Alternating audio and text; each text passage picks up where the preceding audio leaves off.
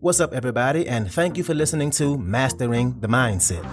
My name is Dariusdotch, and I'm an actor, hip-hop artist, and fitness and life coach. And I'm here to personally help you train and improve your mindset so that you can, 1, become the best version of yourself mentally, and 2, gain focus and motivation to be able to take action and achieve the success in life that you want and deserve. Before we get started, please like and subscribe to my channel, and at the end of this episode, if you liked it, please share it with a friend or loved one or someone who would benefit from hearing this message.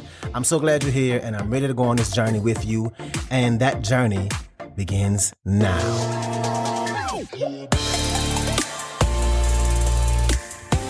All right, so today we are going to talk about the fact that we have been brainwashed our entire lives without us even knowing about it. So ask yourself this question: is it possible for your subconscious to be programmed and you not be completely aware of it? Think about that possibility. And would that scare you if it was true? Would it make you pay more attention to your surroundings if you knew that most of the moments in your life you are being programmed by someone or something outside of you? Well, let's dive in and talk about it. So there was a study done by Yale, and the way the study was set up, they would have participants come in and take a quiz. And what the quiz was is they would show a video of a man and tell a story about him. And they did this for different people, 2 different groups. And they would show the same video and tell the same story to both study groups of people taking the same quiz.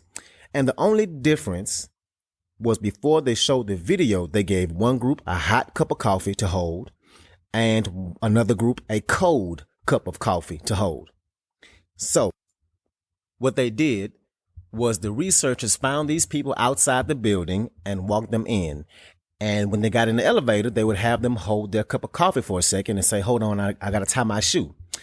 And then hand them that cup of hot or cold coffee and then go in and give them the quiz. And again, the only difference was the hot or cold cup of coffee they held for only about 15 seconds at most.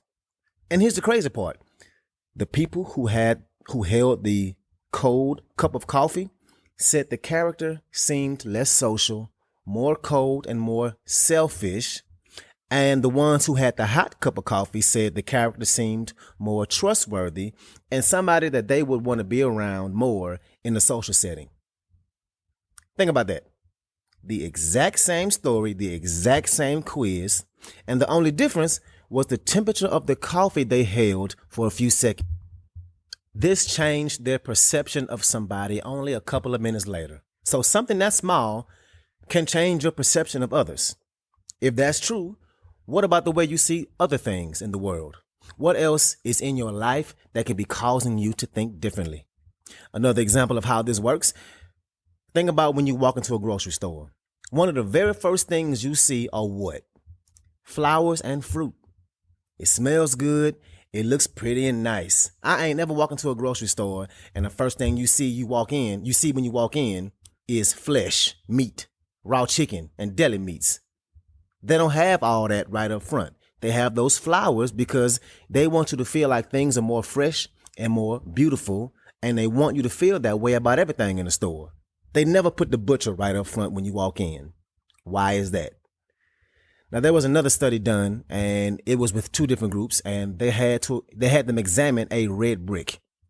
And they had them to think outside the box and come up with as many different ways in which this brick could be used, other than a normal way a brick could be used, to come up with as many ways to use this brick as they could. And the only difference was one group, before they asked them to make this list, they showed them the Apple symbol, like for Apple products, like what you see on your laptop, on your MacBook. No words, no promotion, just the logo. And they had the symbol on the door. It was on a PowerPoint slide above the brick. They used Apple computers and products in the room. And with the second group, they did the same thing, but this time they did it with the IBM logo. And they had the logo throughout their experience. And they found that the people who were shown the Apple logo on average made a list that was 3 times longer than the group who saw the IBM logo. Why do researchers think this is? IBM is very traditional. They don't really think outside the box, right? They're not really known for being an innovative company. Not as much as Apple, anyway. Apple is known for being very innovative, right?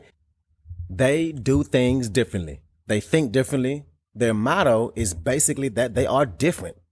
And this should make you think, like, well, damn, how many advertisements do I see on a daily basis that can be swaying the way I think?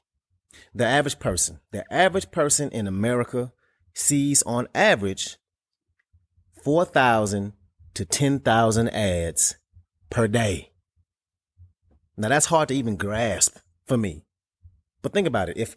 If an Apple logo or an IB logo can change the way somebody thinks, is it possible that my surroundings and the ads that I see, is it possible that they could be changing the way I think and feel? The answer is yes. Obviously, that's why I'm talking about it. And what the brain does is it has groupings of things. So it sees an Apple logo and it thinks innovative, smart, how it makes you feel, how they just seem to be made better. Everybody wants them. How it feels to use your Apple products when they do some cool feature you like. The packaging, all that stuff, all of it. Your brain groups all that together. And when you think IBM, you might think, kind of boring, not a whole lot going on with them. Are they still even really around, right? A different kind of grouping. What's up? I want to take a quick moment to say thank you so much for listening to this episode and to also let you know that this podcast is 100% donation driven, which means it's completely funded by you, the listener. So if you like the content I have to offer, I would love it if you can make a donation and you get to pick the amount. I left links in the description of the video as well as my homepage. You can choose which way benefits you the best to donate. And if you need more options, please feel free to email me at dariusdotch@gmail.com. That's dariusdotch@gmail.com. Again, thank you so much for being here, and let's get back to it. And there is a science behind advertisements. And I read about this documentary on how advertising in America made a shift back in the 40s and 50s. And it talks about how psychologists started working with advertising companies and they changed their approach from advertising to Americans what they needed. Like, hey, look at this cool ass lawnmower. You got a big ass yard. You need this lawnmower. Need. They switched that from a need to a want. Psychologists and neurobiologists came into these advertising companies and made this shift from what a consumer wanted to from what they needed to what they wanted. They exploit the human psychological weakness. Ads are made, majority of them, by psychologists in these ad companies to make you feel like you're not enough or that you don't have enough. Now, are all ads like this? No, but a lot of them are. And they make you feel like, I'm not enough until I buy this thing. I don't have enough until I have this product. Then I have enough once I buy it. And if you think about ads, there are ads everywhere on social media, on the internet, no matter where you go. You search something in Google and the first thing you see is a damn ad. You have ads on TV, on commercials. You go to a play and you see ads in the playbill. You go to a movie, you see ads in the previews. And we have to be aware of how all this affects us mentally. And not just ads, but the actual things you watch or consume. Any of y'all ever watched that show called 13 Reasons Why? It's a great show, a depressing show. But every time I watch it, I feel worse about myself damn near after every episode. And I'm like, damn, this show is so fucked up. Still couldn't stop watching it, but it really did make me feel that way. You watch these kids get bullied and they go through all this BS that they go through, and it makes you feel bad. And think about all the things you watch. Do you watch a lot of shows with crazy people like reality TV? Are they always yelling at each other or getting into crazy random arguments? Do you think that it could possibly have an effect on the way you interact with people? I think at the very least, it's possible and more than likely true. Think about what you're watching, and I can prove it at least has some kind of effect on you, on your mood. Think about a kid after they watch a karate movie or a movie with a lot of action and fighting. I know when I was a kid, I would be running and jumping and punching and kicking all over the damn place. Like, yeah. It changed my mood. I know you see kids doing that. And no, You probably don't watch reality TV with a lot of yelling and go jump into arguments, but if you watch them a lot and all the time, it at least is in your brain somehow, somewhere. And that goes for anything you watch. So think about the things you watch, the things you read. You got to start thinking about the people you're hanging around with, you're hanging out with. How are the people you spend the most time with programming you? You have that one friend who's always negative no matter what. They're always going to find something to be negative or mad about. And you hang out with them and it's just a constant negative rant about all kind of things. And afterwards, you feel just a little worse, maybe more than a little. What about that friend who's always sad and always woe is me and the universe is just beating down on them, and every time something happens to them, it's the absolute worst thing that can ever happen to them in their life? You know those? Do you know those people? I know those people. How do you feel being around them? Do they change your mood?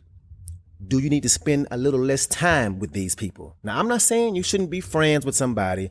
I'm just pointing out the fact that maybe you should think about how much time you spend with certain people. How are the people you spend the most time with programming you, and how are you programming them? And the same thing goes for social media, especially social media. Who are you following? What kinds of posts do you see the most? You have that one person who you follow who's always posting shit that pisses you off, negative stuff. How do you feel when you see their posts? If they change your mood in a negative way, then you should probably unfollow them. Why even have that energy? Your mental capacity is limited throughout the day. What you don't need is any unnecessary things in your day making you feel bad or negative that could potentially stop you from making progress in life you need, from getting the life you want. We already have enough on our plate mentally and enough mental baggage as it is. Think about all the people, the ads, the things you consume online and social media, and ask yourself, are these programming me to be the person I want to be, or are these hindering me in some kind of way? Because all the things around you are programming you in some kind of way, whether you know it or not. If a hot cup of coffee that you held for 15 seconds can make you feel a certain way about a person you've never met, I guarantee that the things you see and hear, the people you hang out with, the ads you see, these are all programming you. And you have to ask yourself, if this is the way that I want to be programmed, is this going to help create the future that I want, or is it going to hold me back? So that's what I got for you today. If you like this episode, please share it with somebody that can benefit from this, somebody who is a friend or a family member, somebody who has goals and is trying to improve their lives. So thank you again, and let's get it in.